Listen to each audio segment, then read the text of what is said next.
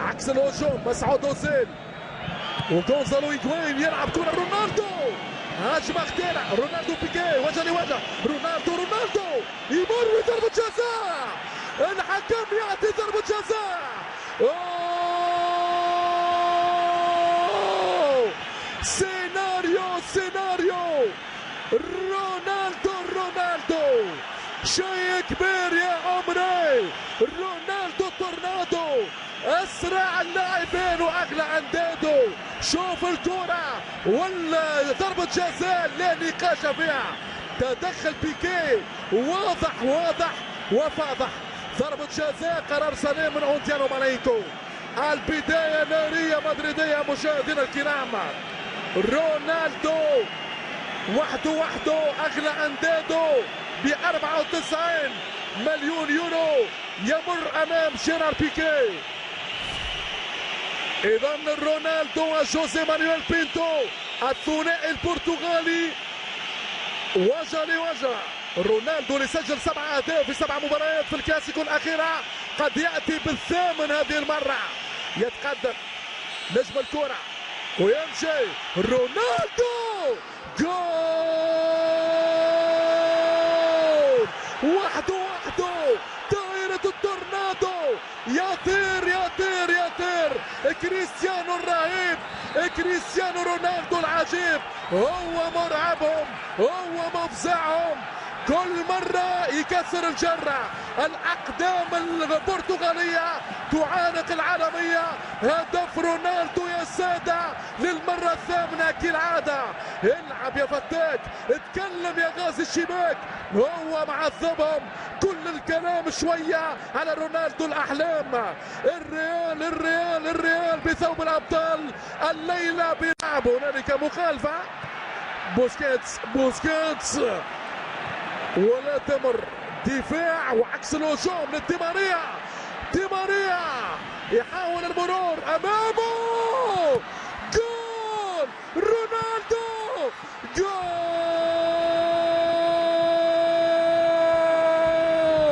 الريال الليلة بثوب الأبطال. احكم يا الملكي باحكامك في الكتالونيا، انت سلطانك. الريال مدريد مشاهدينا الكرام بالسيمفونية المدريدية، شيء كبير يا عمري. رونالدو وحده هو التورنادو، كريستيانو الرهيب، رونالدو العجيب. سجل يا مرعبهم، العب يا مفزعهم. في كل مرة رونالدو يكسر الجرة. قلت مشاهدينا الكرام دي ماريا في البداية ورونالدو في النهاية، والشباك الكتالونية هي الضحية. اتسلطن يا امبراطور ومتع الجمهور. قلت يا مشاهدينا ما كيفك حد يا رونالدو، شيء عجب يا كريستيانو. والله الحراس تخاف منه يا ناس، هو رونالدو أكبر قناص. تسونامي مدريدي مشاهدينا على الشواطئ الكتالونية. الله على الريال. هذه بعد المجهودات الكبيرة لأنخيل دي ماريا، أكيد الذي سيغادر إما دي ماريا أو مسعود أوزيل في حالة وصول كاليخون. بالراس فران أوه! زلزال في ملعب الكامب نو. قلب الدفاع الفرنسي رافائيل فاران هو السلطان، ينهي على احلام برشلونة في هذه الليلة المضمونة لريال مدريد. مشاهدينا الكرام ماذا يمكن ان نقول؟ يطير فاران القدير.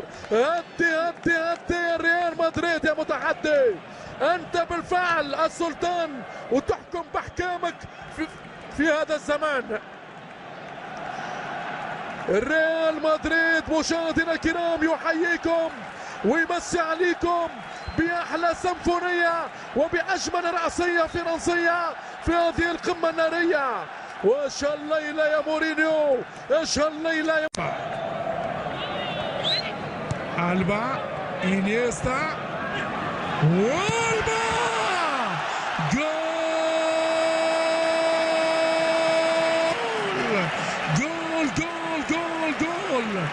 الكتالوني يرجع في المباراة بهدف واحد إلى حد الآن يرضي جماهيره في هذا الحضور. كرة من لمدريا من أندرياس إنيستا، واليسارية من جوردي ألبا تغالط المتمرس دييغو لوبيز. هذه هي الكرة اللي يبحث عليها برشلونة في الانترفال، في العمق الدفاعي على الأطراف من جانب دفاع الريال.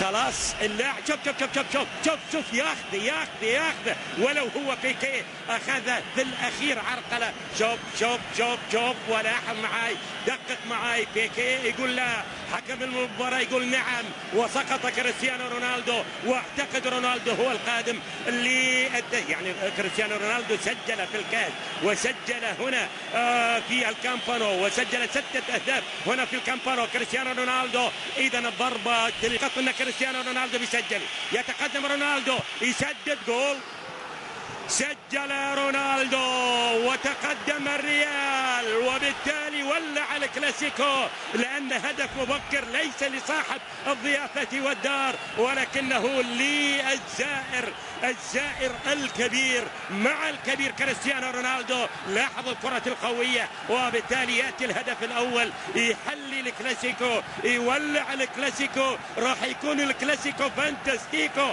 في الدقائق القادمة. شوف الآن الضغط، يعني أنت ما اكتملت، وصلت إلى برشلونة مرة أخرى. بوسكيتس النقلة ما وصلت النجاح، يتواصل لمدافعي الريال. المرتدة أمامك، ممكن يقطع لأنه متألق، ممكن يمر متألق مر دي ماريا وسدد دي ماريا. جول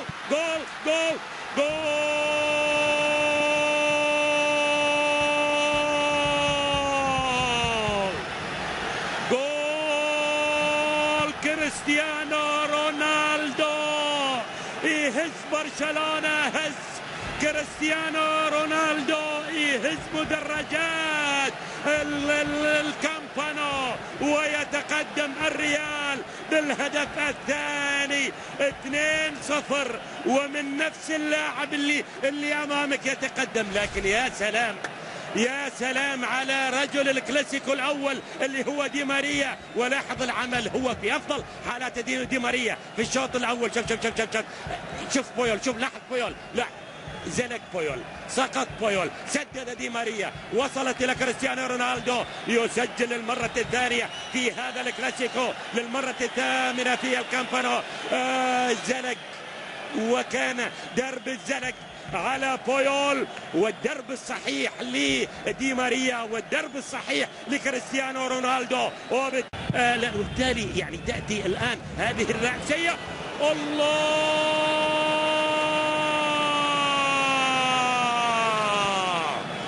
فاران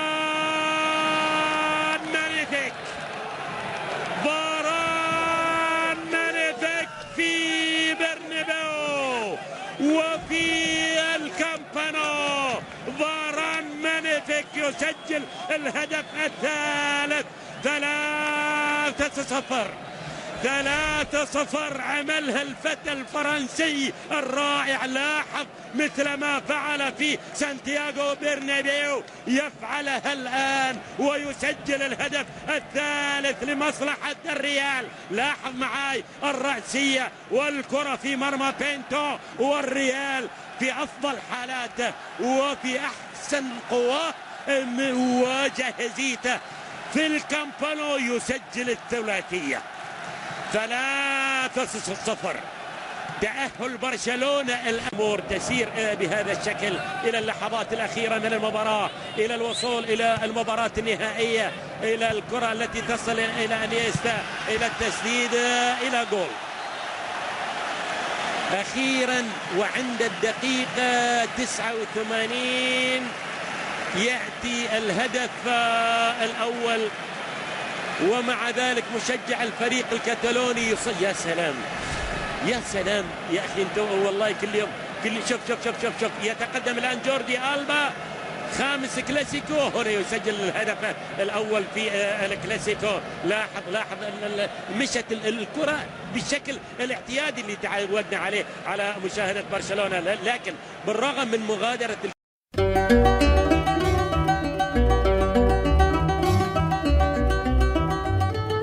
وامامنا هنا المحاوله كريستيانو رونالدو، الصراع وواحد ضد واحد، السرعه والمهاره من هذا اللاعب يسرق العين في ثانيه، وحكم اللقاء يدي ركله جزاء. حكم اللقاء يدي ركله جزاء. شوف امامنا هنا، شوف هنا اللمسه الرائعه من جانب النجم كريستيانو رونالدو، حكم مباراه اليوم اللي شارك في كاس العالم 2010. هذا الحكم كان ادار لقاء صربيا المانيا، كان ادار لقاء كوريا الشماليه كوت ديفوار وهولندا والمنتخب السلوفاكي في ربع النهائي. امامنا هنا هوجو سانشيز، امامنا اللي بيملك 10 اهداف وهو عنده 10 و10 على 10 10 على 10 10 على 10. امامنا في الدقيقه 13 بيسجل امامنا CR7، ينطلق بصاروخ ريال مدريد في هذه اللحظات باول اهداف اللقاء من ركله جزاء. ادي امامنا هنا رونالدو هو يتحصل على ركله جزاء من بيكيه ويترجم الركله بكره صاروخيه. امامنا هنا حارس المرمى بينتو حاول عليها بقدمه ويعني تعدي منه، ويسجل رونالدو عشان يتقدم النادي الملكي بهذا الهدف السريع في الدقيقة 14 من عمر هذه المباراة. البارسا كاد ان يسجل، ولكن كريستيانو رونالدو يصنع تكتب اللقاء طبعا مؤثره. هذا الضغط العالي، يمر بيكيه، مرر الى بوسكيتس يلعبها الى ميسي عايز يخترق لكن تمريرته مقطوعه. ميسي ليس في افضل حالاته، المساحه الانطلاقه، ارخل دي ماريا، فرق السرعه الارجنتيني مع بوجول، يلم حلو قوي. كريستيانو هيقطع الشبكه كريستيانو رونالدو. يا سلام يا ارخل دي ماريا، يلم بوجول وتاتي الكره الى كريستيانو رونالدو اللي يسجل الهدف الثاني في الدقيقه 57. لكن المكافاه لابد ان تكون بالمناصفه ما بين ارخل دي ماريا السريع اللي عمل عمايله في بوجول ثم سدد وانقذ بينتو، ولكن كره تذهب الى فريق نادي ريال مدريد، نادي الملكي. كريستيانو رونالدو هو نجم هذه الليله، لا شك بالفعل هو نجم هذه الليله، لانه يتعامل مع دفاع برشلونه يعني بمنتهى الذكاء ومنتهى الحرص. شوف الكره اتشالت ازاي من خضيره، شوف الهجمه السريعه، شوف الدفاعات، دفاع نادي برشلونه، الاخطاء القاتله. وادي ارخل دي ماريا، الجول جه هنا، الجول هنا، خلينا نشوف الطريقه دي واللمه دي. وادي محاوله بينتو جت للي لا يخطئ ابدا في هذه اللقطه.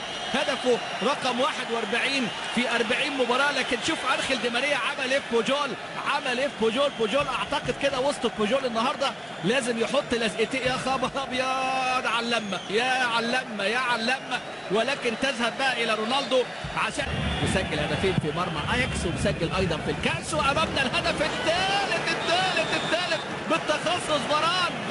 بران امامنا هنا في هذه الكرات الثابته 3-0 في ليله النادي الملكي، في ليله بيضاء امامنا هنا. يبدو في هذه اللحظات الهدف الثالث، بران بالتخصص يسجل للمره الثانيه في فريق نادي برشلونه. سجل في لقاء الذهاب هدف التعادل فران، ويسجل هدف ثالث بقى عشان يجعل المهمه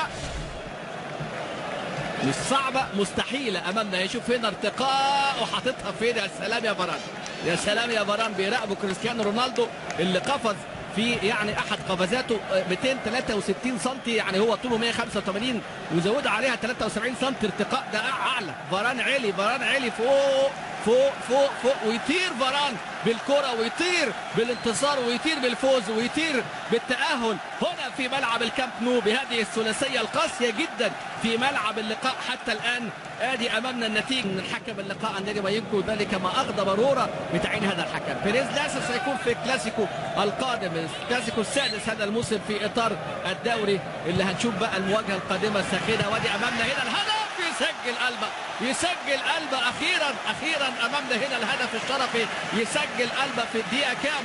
الدقيقة 89. شوف الجماهير الجميلة، شوف الجماهير الوفية العاشقة المحبة.